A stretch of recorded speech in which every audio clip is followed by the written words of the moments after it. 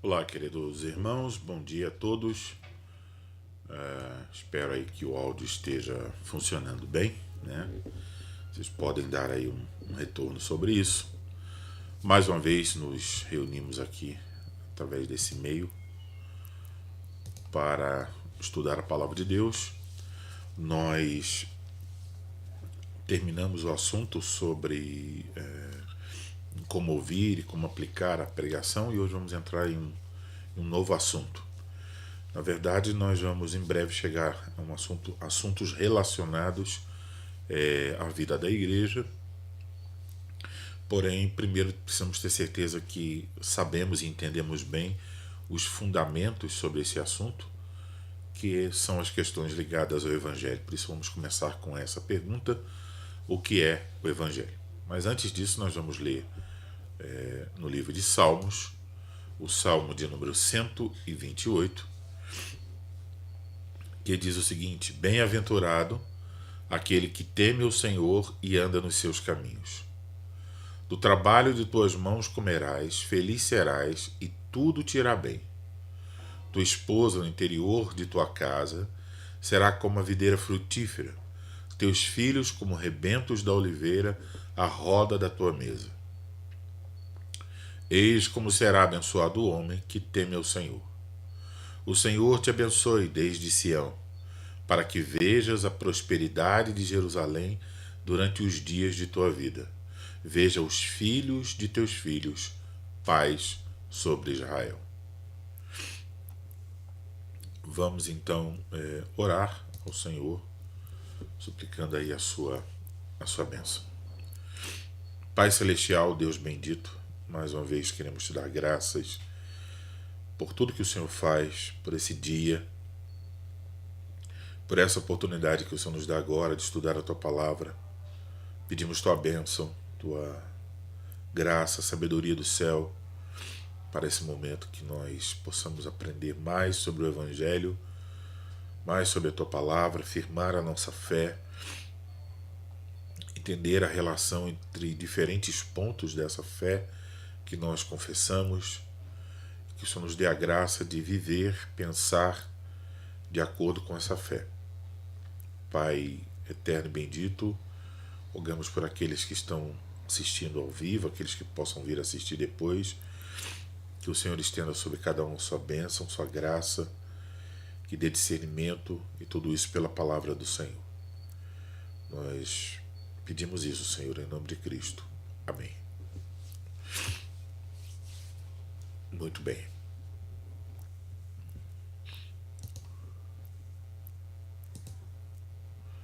Então, o que é o Evangelho é a pergunta com a qual nós vamos lidar hoje aqui em nosso estudo, tá bom? Então, essa pergunta, ela parece uma pergunta fácil, né? A maioria dos cristãos talvez isso é fácil, né? Mas a resposta ela pode ser um pouco mais complexa do que nós podemos imaginar. E às vezes nós podemos imaginar que nós sabemos a resposta e talvez possamos emitir verbalmente uma resposta até verdadeira, porém muitas vezes na prática nós ainda estamos confusos. Ou seja, nós admitimos algumas questões relacionadas a esse assunto, uma resposta a essa pergunta: o que é o Evangelho? Mas às vezes, no dia a dia, na nossa vida, na vida da igreja, nós não conseguimos encaixar aquela resposta. E aí há aí uma certa confusão. Então é possível a uma igreja pregar doutrinas que estão de acordo com o Evangelho, mas, por exemplo, ter um ministério moldado, capacitado de uma maneira que não seja no Evangelho. Então, ou seja, ela confessa, não, o Evangelho é isso, mas na vida da igreja, o ministério da igreja, o serviço da igreja, até na comunhão dos santos, isso tudo fica sendo moldado e direcionado por outros elementos que não o evangelho. E como teoria e prática não devem estar separados, então nós devemos começar primeiro buscando clareza sobre essa questão. Então meu fim aqui não é um estudo do evangelho em si, mas estou começando com o evangelho para que nós possamos avançar um pouco mais para entender algumas questões ligadas à Igreja de Cristo. Então nós precisamos ter uma resposta clara para essa pergunta: o que é o evangelho? Então eu vou apresentar aqui alguns pontos, e à medida em que eu os apresentar, se você tiver qualquer dúvida, você coloca aí na caixa de comentários, tá bom? Eu vou colocando também aqui para facilitar para vocês. Deixa eu fazer uma pequena mudança aqui.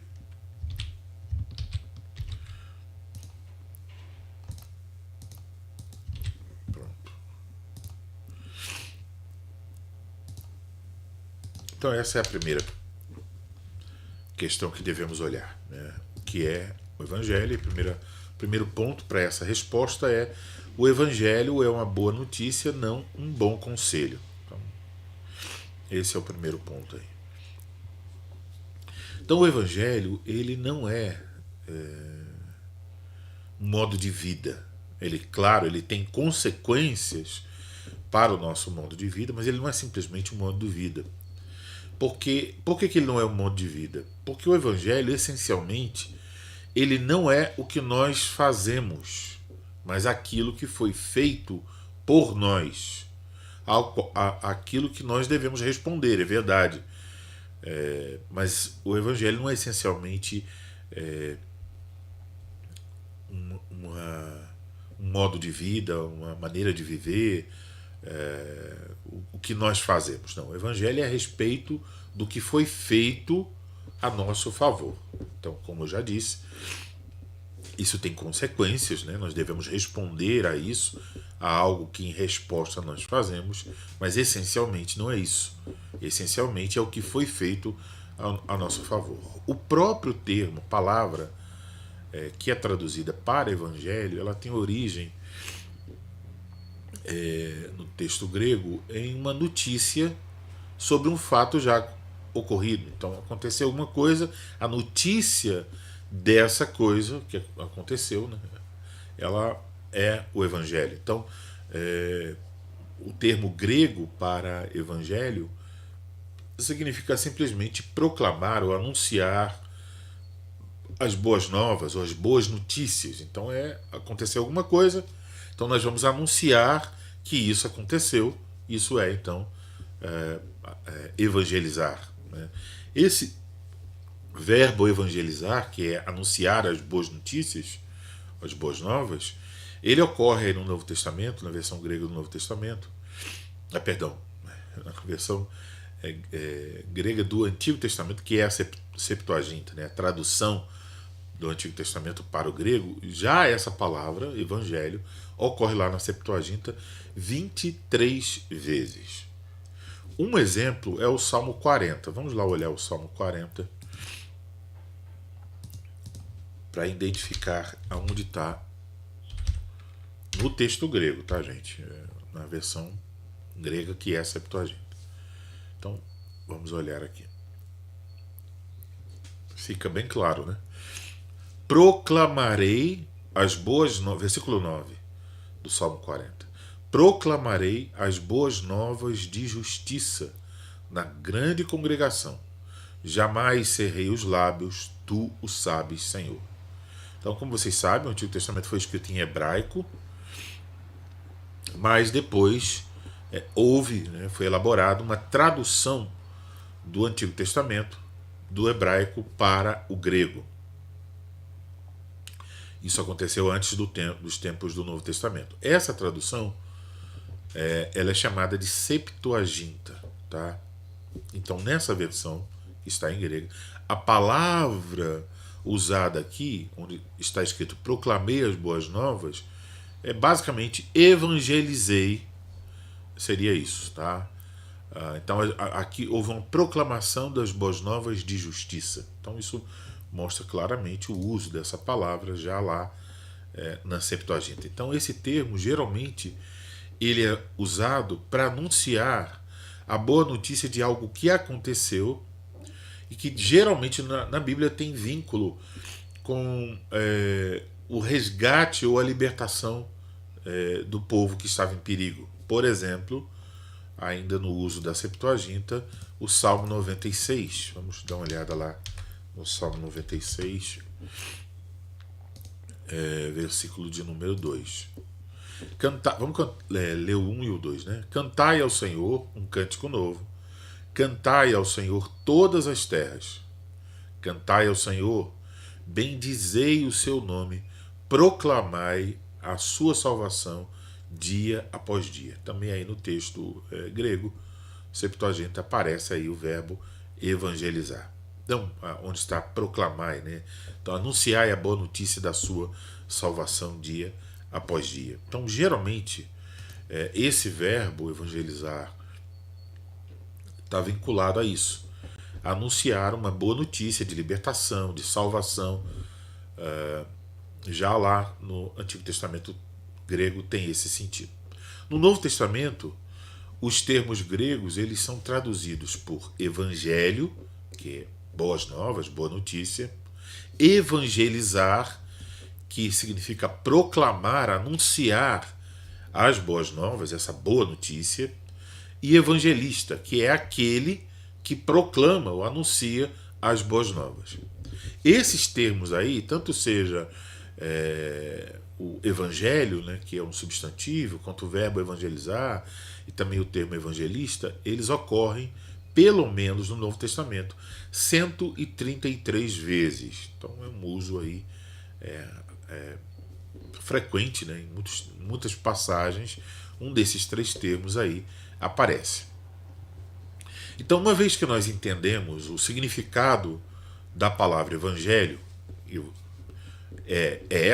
espero que você já soubesse disso, né, mas estamos aqui começando de onde já sabemos para avançar, que é uma boa notícia, nós podemos dizer algo agora sobre a pregação do evangelho. Mas vamos começar dizendo isso de uma maneira negativa. O que ela não é? O que a pregação do evangelho não é? Então, sabemos, a palavra evangelho é boa notícia, boa nova, geralmente vinculado à salvação. Então, a pregação do evangelho, o que ela não é? Ela não é uma apresentação de um código de ética a ser debatido. Então, devemos viver assim, isso aqui é certo, isso ali é errado. Não é a apresentação de um código de ética. Ela também não é uma lista de aforismos. O aforismo é uma expressão resumida de um pensamento moral. Então é uma expressão, uma citação, podemos dizer, que as pessoas admiram, elas vão pensar sobre aquilo. O evangelho não é isso, também não. Tá? Não é uma frase de efeito colocada lá no Facebook, por exemplo. Também ele não é uma teologia sistemática que vai ser esboçada, esquematizada, sintetizada. Não é isso. Então nós devemos reconhecer que o ponto de partida para a ética, para os aforismos morais e para a própria teologia sistemática, numa perspectiva cristã, o ponto de partida para tudo isso é o Evangelho. Só que o Evangelho não é meramente isso. O Evangelho é algo acima dessas coisas. Ele é a origem, ele pode ser a origem da teologia sistemática, da ética, etc. Mas ele não é isso, não pode ser resumido a essas coisas. O Evangelho, como temos mencionado aqui, é uma boa notícia que deve ser anunciada. Então, isso que nós devemos ter em mente quando estamos pensando no Evangelho. É uma boa notícia relacionada à salvação e é uma boa notícia que deve ser proclamada, deve ser anunciada. Eu sei que, teoricamente, eu acho que todos vocês que estão me ouvindo aqui sabem disso. Mas a questão que surge agora é a seguinte: na prática, nós estamos levando a sério o que é o Evangelho? Então essa é a pergunta que nós devemos nos fazer. Sabemos disso, que o Evangelho é uma boa notícia que deve ser anunciada. Mas na prática, nós estamos levando a sério o que é o Evangelho? Eu espero que vocês vão entender isso aí à medida em que nós vamos seguir aqui no nosso estudo. Então, o primeiro ponto, que é um ponto muito simples, o Evangelho é uma boa notícia, não um bom conselho. Como você pode ver aí, o Evangelho é uma boa notícia, não um bom conselho. Tá? Lembrando sempre, se você tem alguma pergunta, é só colocar aí nos comentários. Agora nós vamos para o segundo ponto, que eu também vou colocar aqui na tela.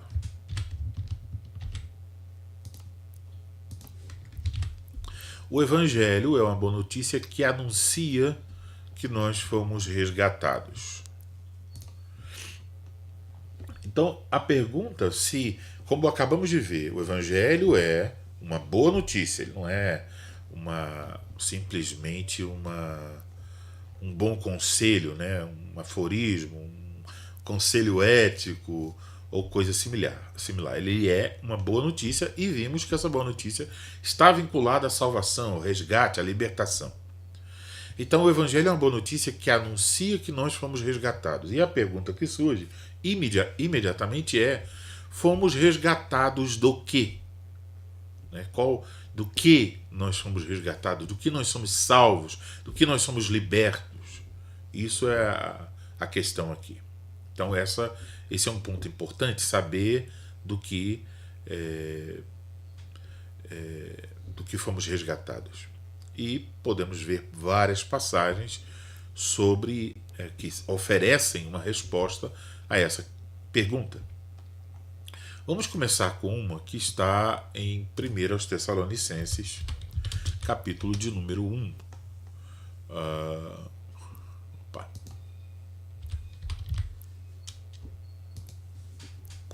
Capítulo de número 1, e é o último versículo do capítulo. Ele diz aos Tessalonicenses o seguinte. Vamos ler a partir do 8, que é a ideia aqui. Porque de vós repercutiu a palavra do Senhor, não só na Macedônia e Acaia, mas também por toda parte se divulgou a vossa fé para com Deus, a tal ponto de não termos necessidade de acrescentar coisa alguma. Pois eles mesmos, no tocante a nós, proclamam que repercussão teve o nosso ingresso no vosso meio, e como, deixando os ídolos, vos convertestes a Deus para servirdes o Deus vivo e verdadeiro. Então ele está falando sobre a repercussão que teve a entrada dos missionários em Tessalônica e os frutos da pregação do Evangelho ali. Eles se converteram dos ídolos para servirem o Deus vivo e verdadeiro.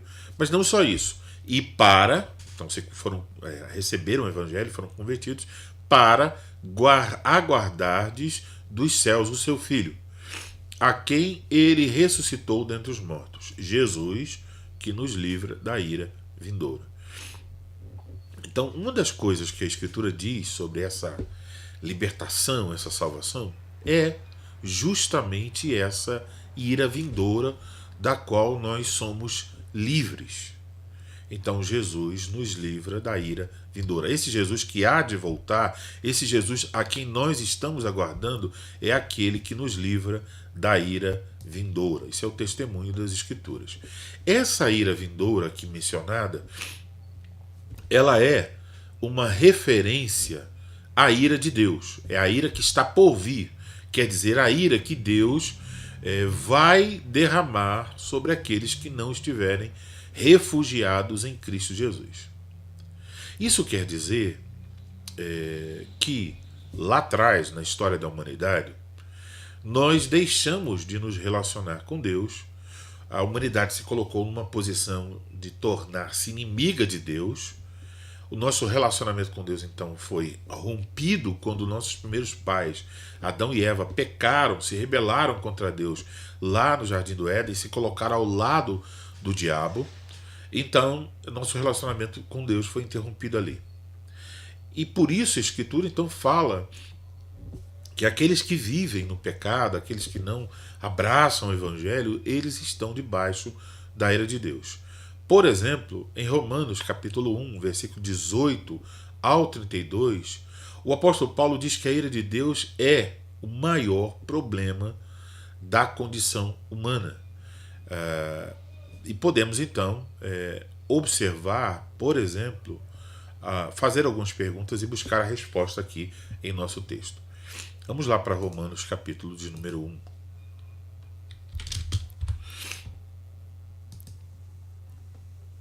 Está marcado aqui por causa dos estudos que eu tinha dado em Romanos, né? Bem marcado aí, mas vamos lá. Vamos ler o versículo 18. A ira de Deus se revela do céu contra toda a impiedade e perversão dos homens que detêm a verdade pela injustiça. Veja que aí o texto diz, a ira de Deus se revela. Agora, se nós perguntamos aqui, por que a ira de Deus se revela? Né? Por que essa ira está se manifestando? Primeiro nós temos a resposta no próprio versículo 18. Ela se revela contra toda impiedade e perversão dos homens. Então esses homens deixaram a verdade, trocaram a verdade pela injustiça, vivem de uma maneira ímpia e perversa. Então Deus derrama, por causa disso, a sua ira. Mas também podemos olhar os versículos 21 a 23. Porquanto, tendo conhecimento de Deus, não o glorificam como Deus. Não o glorificaram como Deus, nem lhe deram graças. Antes, se tornando nulos em seus próprios raciocínios, obscurecendo-lhes o coração insensato, inculcando-se por sábios, tornaram-se loucos e mudaram a glória do Deus incorruptível em semelhança da imagem de homem corruptível, bem como de aves, quadrúpedes e répteis. Então, o apóstolo Paulo está mostrando aqui, Deus revela um conhecimento de si mesmo através da criação, mas os homens ignoram, eles procuram ignorar isso e se tornam então nulos. Tudo que eles pensam é com um coração que está, uma mente que está obscurecida e um coração que é repleto de insensatez, não há sabedoria ali. Então há aí uma ironia, porque esses mesmos homens consideram-se sábios, mas na verdade eles são loucos. Então eles não têm o verdadeiro entendimento. Eles não glorificaram a Deus, não lhe deram graças, mas criaram seus próprios ídolos, seus próprios deuses, que são a semelhança dos homens, né? Deuses conforme seu próprio coração. Fizeram esses deuses, seja de homens, né? como se fossem deuses parecidos com os homens, ou deuses como se fossem animais. Então eles reduzem a glória de Deus, a mentalidade humana, e não glorificam a Deus, nem lhe deram graça, mas estão nulos os pensamentos, raciocínio nulo e o coração insensato. Ao mesmo tempo, cheios de orgulho, imaginando que são sábios. Isso não é uma coisa exclusiva da época de Paulo, né? Porque esse mesmo tipo de pessoa continua em nossos dias, com seus pensamentos, raciocínios nulos e coração obscurecido. Pois bem, isso aqui é que, em nosso texto, atrai a ira de Deus, né? E claro, aqui vou mencionar outros pecados, mas essencialmente tem aqui o pecado contra o primeiro mandamento, né, de não terás outros deuses diante de mim. Então os homens tomam para si muitos deuses. Agora, como é que essa ira se manifesta? Podemos olhar 3 versículos aqui em nosso texto. O primeiro é o versículo 24. Por isso Deus entregou tais homens à imundícia, pelas concupiscências de seu próprio coração, para desonrarem o seu corpo entre si. Então isso aqui é a primeira manifestação da ira de Deus. Deus os entrega à imundície. Então essa imundície é inerente a esses homens, né? Está no coração deles, porém o Senhor Deus ele reprime na história da humanidade vamos dizer assim, o avanço, né, do pecado, porque senão nós não conseguiríamos viver, né? Então o Senhor Deus reprime. Mas, nesse caso, o juízo dele está justamente em deixar que esses homens, em relação a certos pecados, se entreguem e sigam por aquele caminho pecaminoso, achando que ali está a felicidade, a alegria. Então eles vão, não há restrição, eles vão se entregando por causa do seu próprio coração a esses pecados. Outro texto é o versículo 26. Por causa disso, os entregou a Deus a paixões infames, porque até as mulheres mudaram o modo natural de suas relações íntimas por outro contrário à natureza. E o 28. E por haverem desprezado o conhecimento de Deus, o próprio Deus os entregou a uma disposição mental reprovável para praticarem coisas inconvenientes.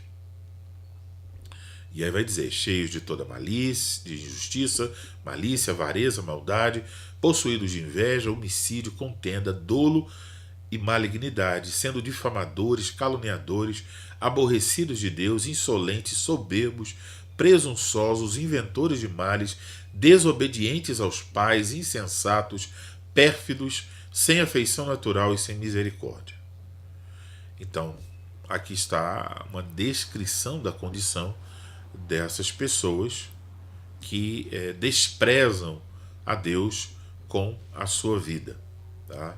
Então é bom que quando nós chegamos aqui em Romanos 1, observar que esses pecados relacionados às questões sexuais aqui descritos, eles já são a expansão, né, desses pecados, como os homens são entregues a eles, isso já é a manifestação da ira de Deus, que os entregou a essa imundície, e isso atrai ainda mais a ira de Deus contra esses homens. Mas não só são esses pecados que estão aqui, há muitos outros pecados aqui mencionados como sendo alvo da ira de Deus. Então os homens estão entregues a si mesmo, praticando toda essa sorte de pecados, e vão receber da parte de Deus o justo juízo, porque eles desprezam a Deus, a vontade de Deus, a santidade de Deus, ignoram completamente tudo que está relacionado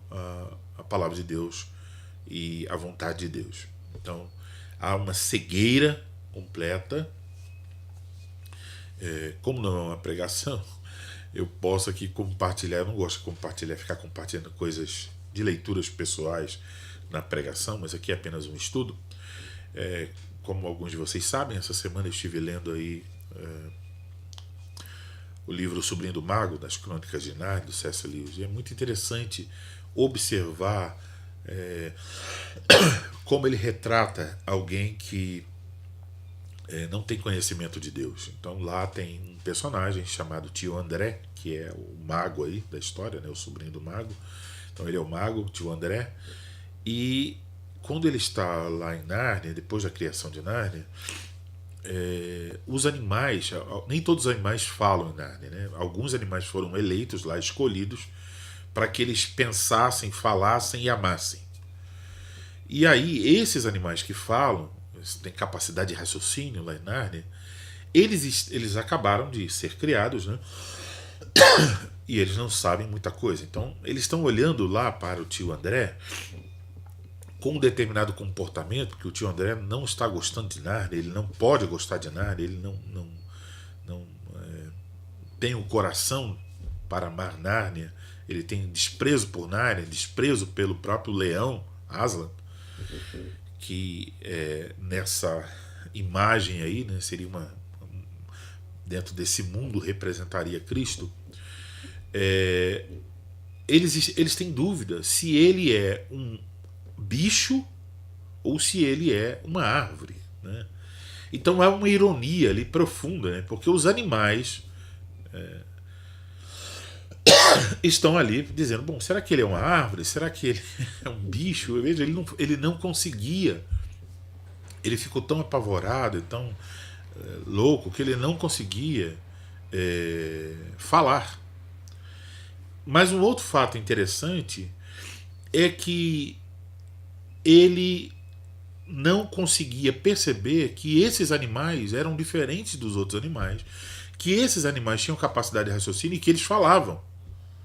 Então, o texto vai dizer que quando os animais estavam falando com ele, então, por exemplo, diz lá no momento, então o bulldog disse tal coisa. Tudo que o tio André ouviu foram latidos e rosnar. Então, de cada animal, o animal estava falando, mas ele não via, ele não conseguia perceber. E aí, o Lewis diz duas coisas. Uma, ele diz assim, que para ver e entender certas coisas depende da posição que você coloca e de quem você é. Então, se você estiver numa posição errada para ver aquela coisa, ou se você for a pessoa errada, o tipo de pessoa errada, você não vai conseguir ver. Isso pode ser dito claramente sobre o Evangelho, né? Por que certas pessoas seguem um caminho de insensatez, de tolice, apesar de todas as evidências de Deus na criação, por exemplo, na providência? Porque essas pessoas estão cegas, elas estão numa posição e elas são um tipo de pessoa que não consegue ver, não consegue entender essas coisas. Então o tio André lá em Nárnia é exatamente esse tipo de pessoa. Ele não consegue ver que os animais estão falando, que Aslan é um leão que fala. Para ele é apenas um animal bruto. Ele não consegue ver a diferença. Então há essa imagem ali, não só de que ele é a pessoa que não está na posição correta, mas o tipo de pessoa que não é capaz de entender o que está acontecendo ali. Tá?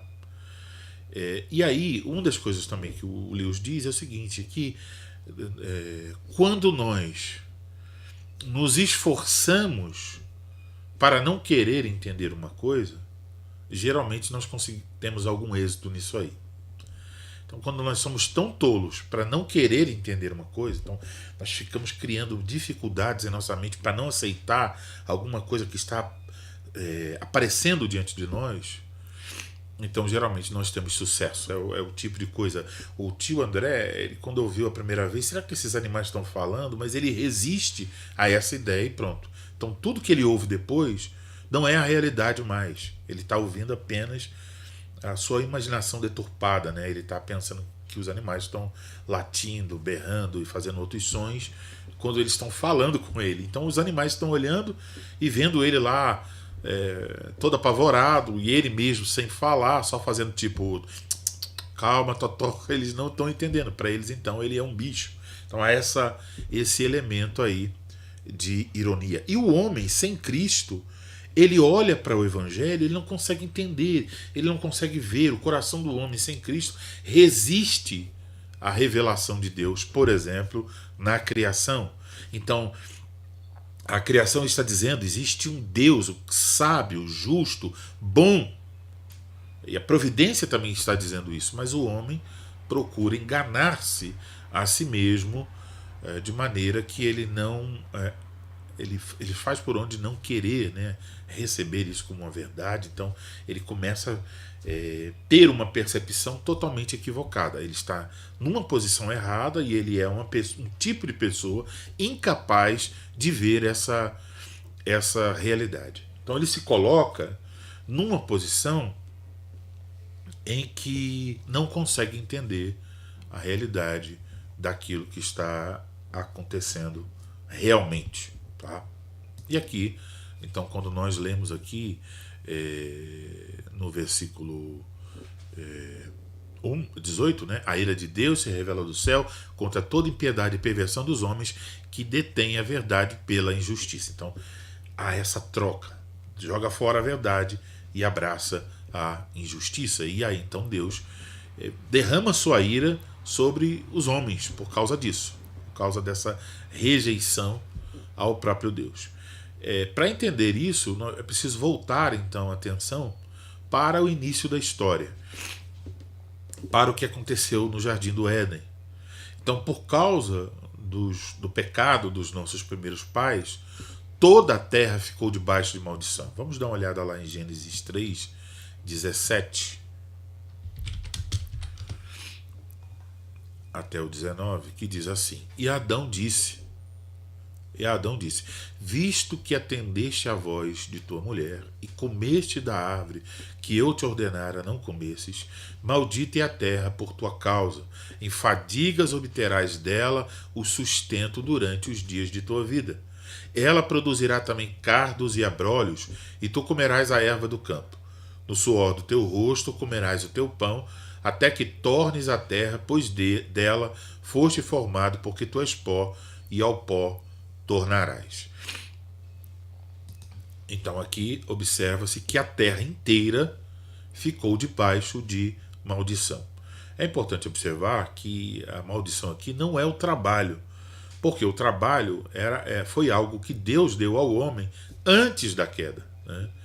Se você ler aí os primeiros capítulos de Gênesis, você vai perceber, o capítulo 1 e 2, que Deus, por exemplo, colocou o homem no Jardim do Éden para o cultivar e guardar.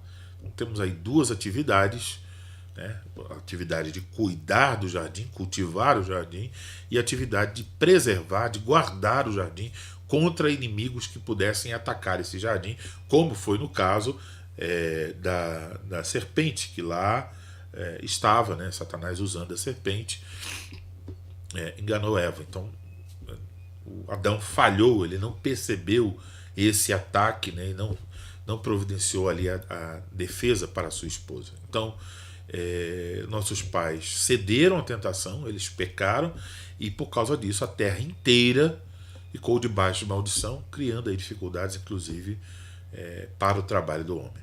Então, por estarmos separados de Deus, é isso que o pecado faz, surgem diversos outros problemas. Tá? Então, o primeiro efeito, o efeito imediato do pecado dos nossos primeiros pais foi uma separação de Deus. Eles foram criados por Deus, eles foram criados para Deus, para a glória de Deus, eles tinham um relacionamento com Deus, né? Deus falava com Adão na viração, na tarde de cada dia, mas quando eles pecaram, desobedeceram a Deus, já na primeira aparição de Deus após isso, eles estão se escondendo, estão com vergonha e se escondem entre as árvores. E então Deus pergunta: Adão, onde estás? Então aí o homem começa ali a confessar o que aconteceu, né? Então o pecado, quando Deus disse: no dia que dela comeres, certamente morrerás, essa morte aí ela tem pelo menos três sentidos: a morte espiritual, a morte física e a morte eterna. Então é óbvio, a morte espiritual é a primeira que ocorre. E o que é a morte? É essa separação. Então o homem que tinha comunhão com Deus, vivia em Deus, ele agora é separado de Deus, a fonte da vida. Então o homem fica espiritualmente morto. Se nós fôssemos usar aqui uma imagem cinematográfica, diríamos: o homem naquele momento se tornou uma espécie de zumbi.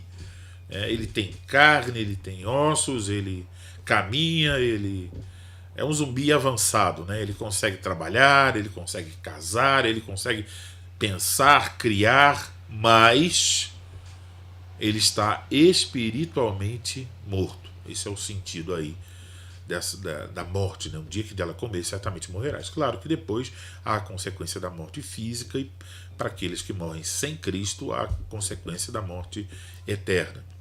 Então, por causa do pecado, naturalmente, nós estávamos, primeiro, psicologicamente separados de nós mesmos. Isso pode ser visto aí no nosso texto quando, em Gênesis 3:10, o Adão disse: olha, nós sentimos vergonha e medo. Por que nós sentimos vergonha e medo? Porque basicamente aqui Adão está dizendo assim: nós não somos mais quem nós deveríamos ser. Aconteceu uma mudança em nós. Nós agora percebemos a nossa nudez e temos vergonha, temos medo de aparecer diante da tua presença. Nós não somos mais quem deveríamos ser. Então, isso quer dizer que a imagem de Deus, quando Deus criou o homem e a mulher, os criou conforme sua imagem e semelhança, que essa imagem ela foi desfigurada. Então, por assim dizer, o homem perdeu o seu brilho. Claro, ele ainda mantém algumas evidências dessa imagem, como a capacidade de raciocinar, capacidade criativa e a própria busca do homem por um Deus, né? Os homens vão para o caminho da idolatria, esse vazio que o homem sente, essa necessidade de adoração, mas isso tudo é apenas uma mancha, é apenas uma imagem desfigurada aí do homem. Então, em primeiro lugar, nós ficamos psicologicamente separados de nós mesmos. Há um rompimento em Adão com aquilo que ele era antes e o que ele se tornou depois. Ele não é mais o mesmo tipo de pessoa. Mas também nós ficamos socialmente separados uns dos outros. Então, primeiro, tem um efeito do pecado que é o efeito na própria pessoa. Vamos dizer assim, na relação dela consigo mesma, né? Então, de paz, dessas coisas que são mencionadas, vergonha, medo. Então ela vai estranhar a si mesma. Há algo errado nela. Mas, em segundo lugar, nós também ficamos separados socialmente uns dos outros. Então, basta olhar, por exemplo, para o capítulo 3 e o versículo 7. Abriram-se então os olhos de ambos e, percebendo que estavam nus, coseram folhas de figueiras e fizeram cintas para si. Então, eles têm que esconder a sua nudez um do outro agora. Então, Adão e Eva, ele não quer mais que Eva o veja nu e ela não queria mais que ele o visse nu. Então, eles estão cientes agora disso, então eles simplesmente já mostra essa separação entre os dois. Mas, olhando ainda para o versículo 16, quando o Adão diz o seguinte, quando Deus diz à mulher, e a mulher disse, multiplicarei sobremodo os sofrimentos da tua gravidez, em meio de dores darás filhos, o teu desejo será para o teu marido e ele te governará. Então aqui mostra, em resumo, que a mulher vai resistir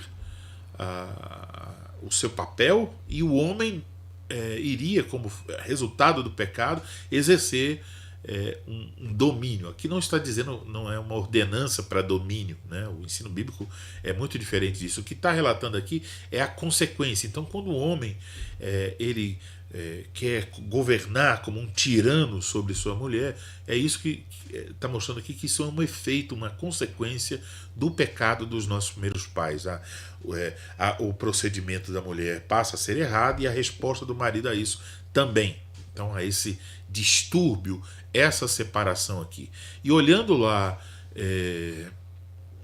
para o versículo de número 11, perguntou-lhe Deus, quem te fez saber que estavas nu?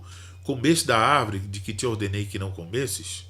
Então disse o homem, a mulher que tu me deste por esposa, ela me deu da árvore e eu comi. Então, aqui logo esse ataque, né? Quem é? Adão, o que houve aí? Bom, Senhor, foi a mulher que o Senhor me deu. Ela é a verdadeira culpada dessa desgraça ter acontecido. Então há aí separação, problemas no casamento, transferência de culpa, né? Adão botando a culpa na esposa.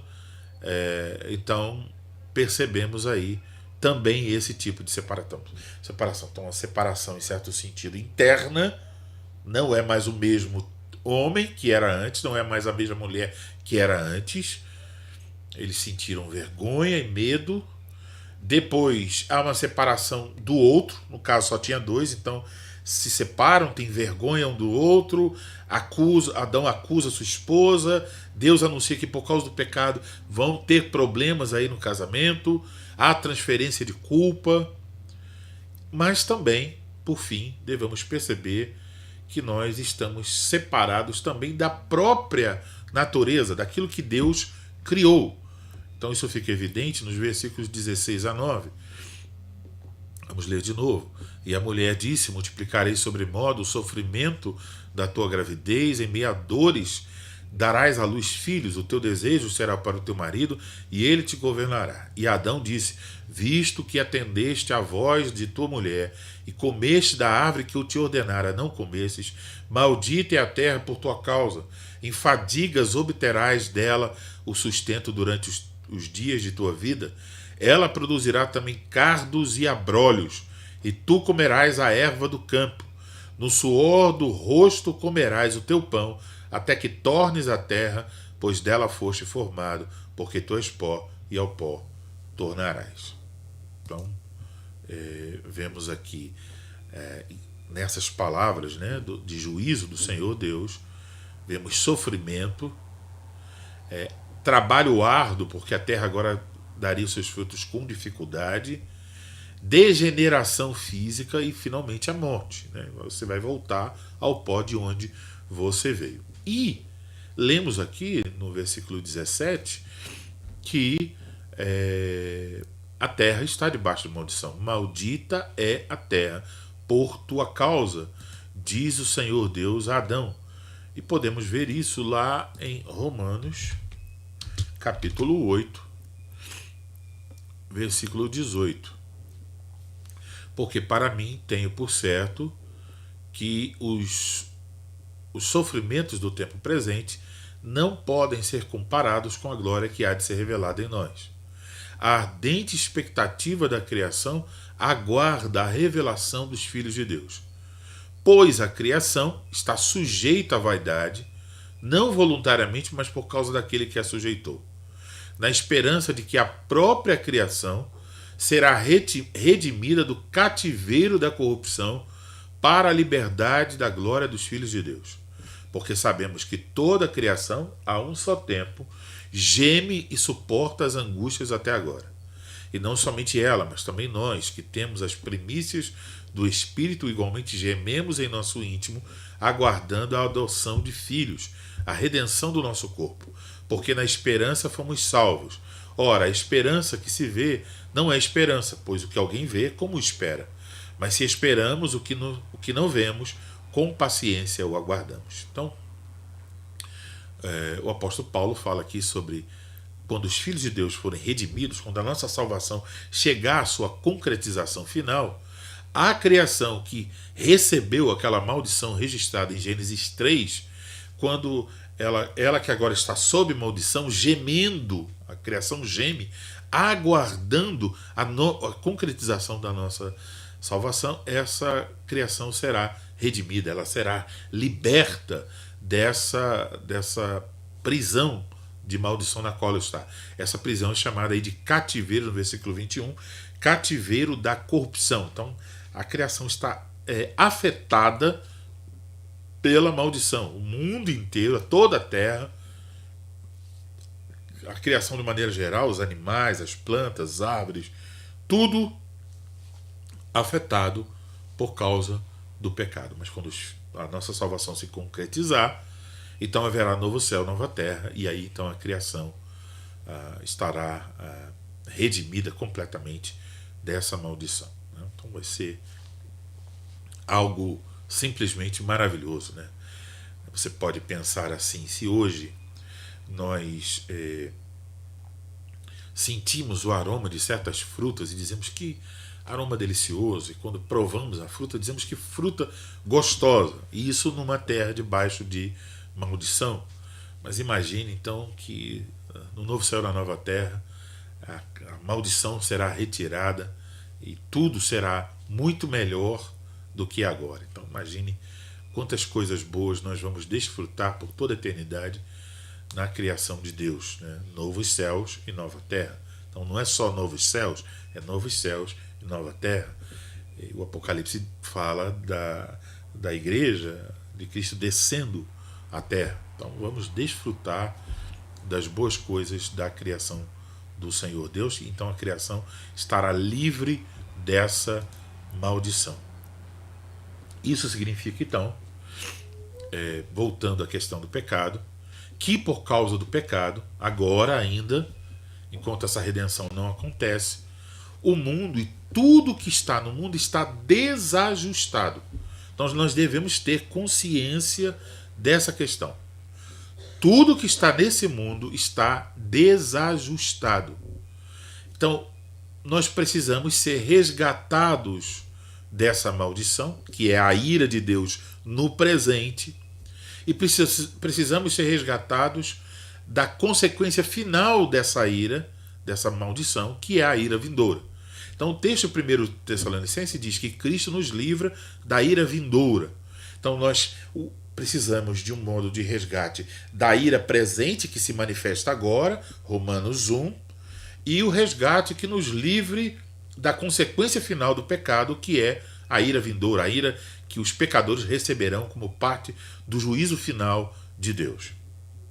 Então, perceba, apesar dos problemas nos relacionamentos horizontais, esses problemas que surgem, né, no casamento, com família, com irmãos, com vizinhos, com irmãos na igreja, apesar desses problemas que surgem nos relacionamentos horizontais, esses problemas não são a raiz dos nossos problemas. A raiz do nosso problema é o relacionamento vertical, o nosso relacionamento com Deus.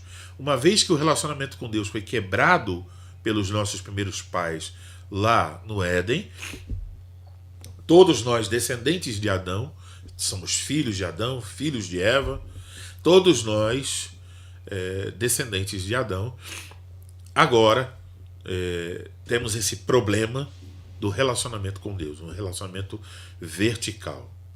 Isso quer dizer que a origem de todos os problemas é um problema nesse relacionamento com Deus.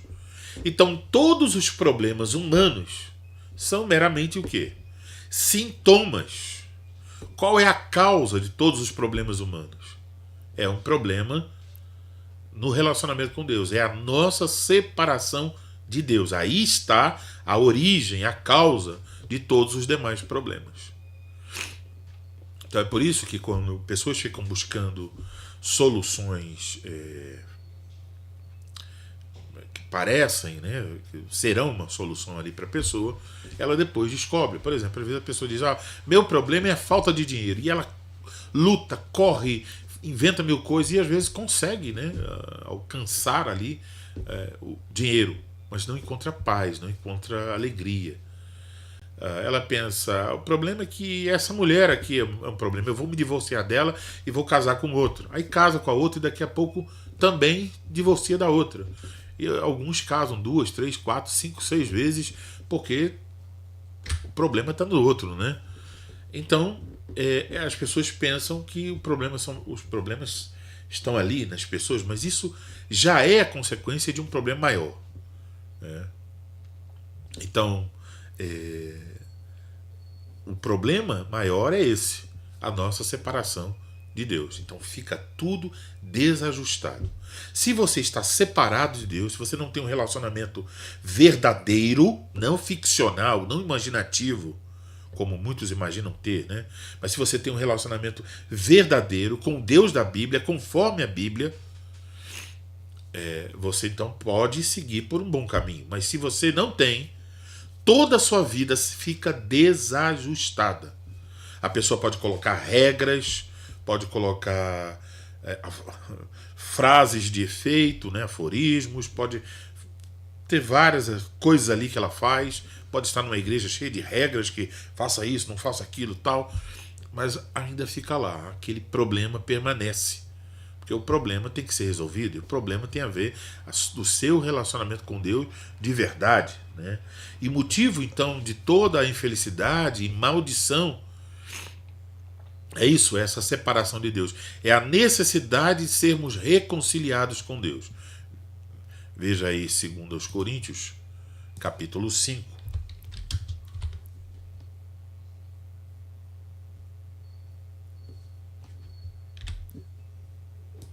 2 Coríntios, capítulo 5, versículo de número 20.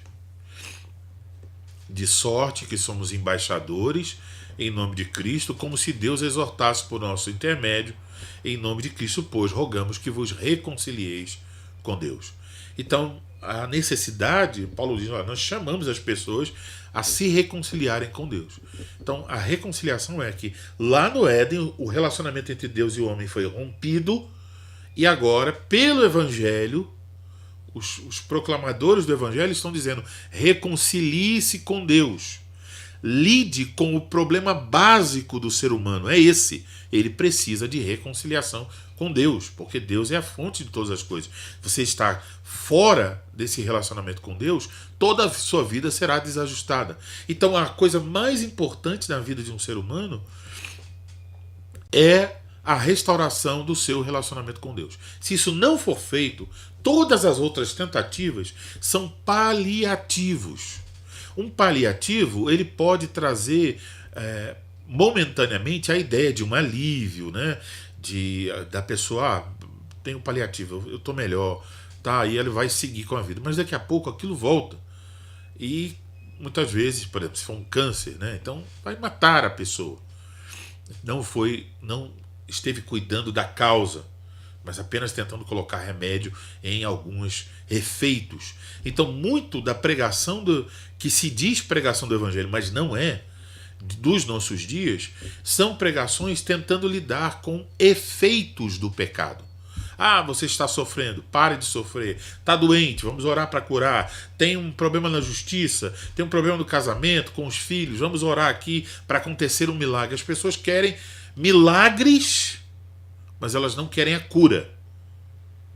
Isso é mais uma ironia, né? Porque, em certo sentido, elas querem se livrar das consequências do pecado, elas querem um milagre que as livre das consequências do pecado, mas não querem se livrar do pecado.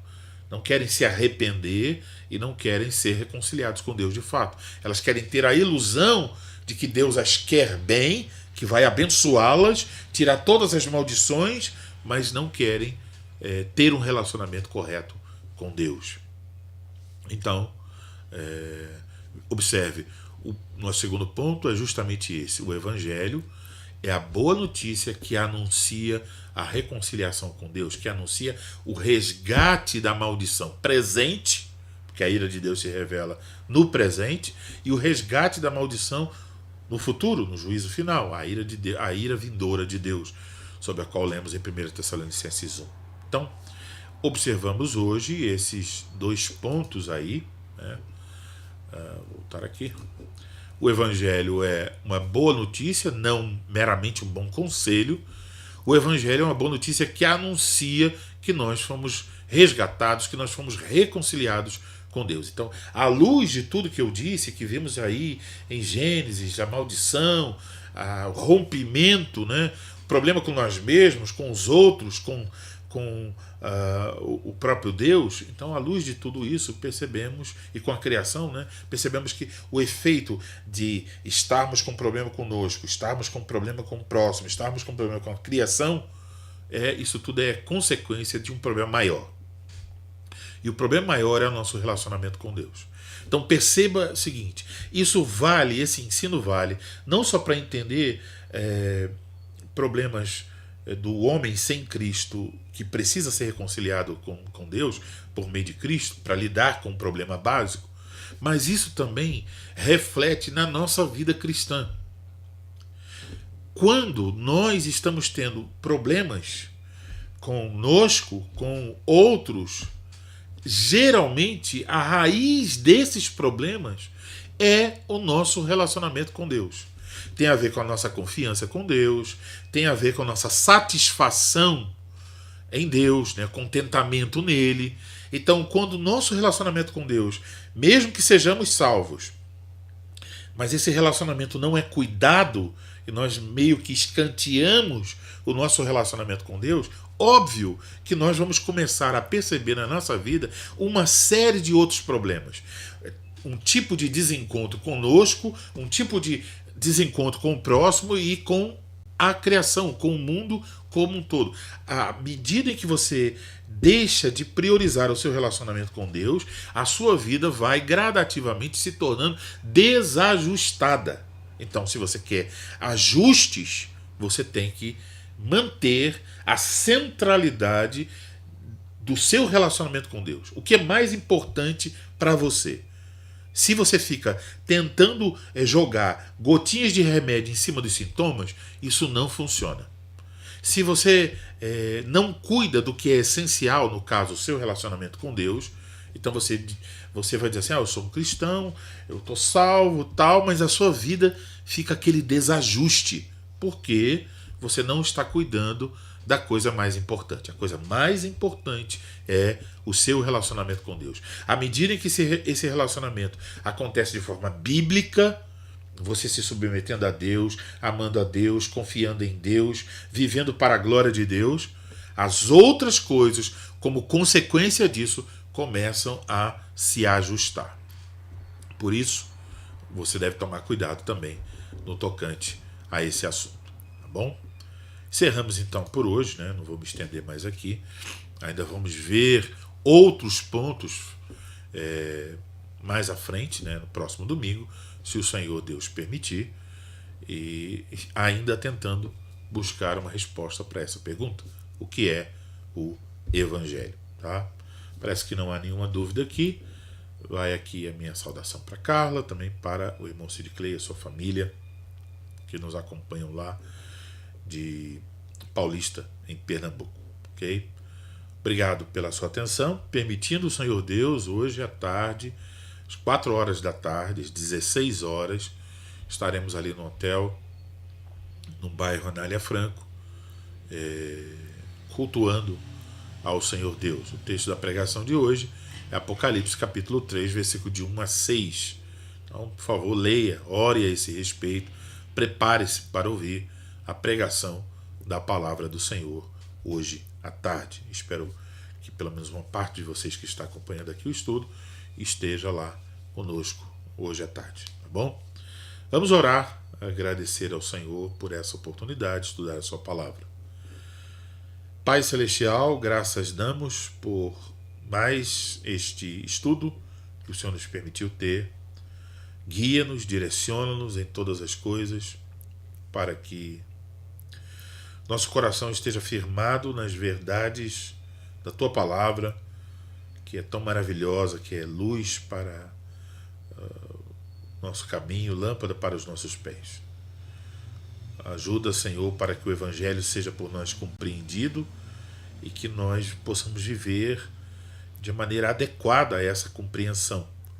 O Evangelho sendo a boa notícia, e vimos por que é uma boa notícia, que anuncia essa reconciliação com o Senhor. Obrigado por Teu Filho Jesus Cristo, através de quem nós fomos reconciliados contigo, e ajuda-nos para que nós cuidemos, antes de tudo, desse relacionamento com o Senhor, priorizemos isso e possamos, como consequência disso, desfrutar uma vida ajustada em todos os outros pontos. Nós oramos, pedimos Tua bênção para hoje à tarde, que nos permita chegar em paz ali para cultuar o Teu nome, também desfrutar da comunhão com os irmãos. Oramos assim em nome de Cristo. Amém. Muito bem, obrigado então pela atenção de vocês. Antes de encerrar, eu mencionei aí o livro, né, O Sobrinho do Mago, que é o primeiro volume aí das Crônicas de Nárnia. Eu queria recomendar a você a leitura dessa pequena obra. Eu gravei um pequeno vídeo lá no Instagram de 3 em 3 capítulos durante 5 dias. Então eu estive lendo 35 páginas por dia, que no livro facilmente você lê, e terminei o livro em uma semana. Então você talvez, se achar que é muito rápido para você, pode talvez ler um capítulo por dia, mas você vai ler os 15 capítulos lá em 15 dias. Então isso já será muito bom. Então eu quero encorajar você a ler. E uma das coisas que eu disse é que, incrivelmente, né, é uma obra ficcional, é um tipo de fábula, mas você vai encontrar ali mais do Evangelho, mais de Cristo, do que numa grande parte dos púlpitos do nosso país. É muito interessante isso, e triste, né, perceber que a igreja está tão desviada que nem tem mais beleza e a graça do Evangelho E um livro que é um livro para crianças, adolescentes, que conta sobre o mundo imaginário, mas apontando para Cristo, fala muito mais de Cristo do que esses púlpitos vazios do Evangelho da graça de Deus. Tá bom? Então, recomendo a você, se puder, leia. Eu acho que você não vai se arrepender. Tá bom? Deus dê a você um bom dia, uma boa tarde e aqueles que vão estar conosco hoje. Espero vê-los então às 4 horas da tarde. Que o Senhor conceda a vocês graça e paz.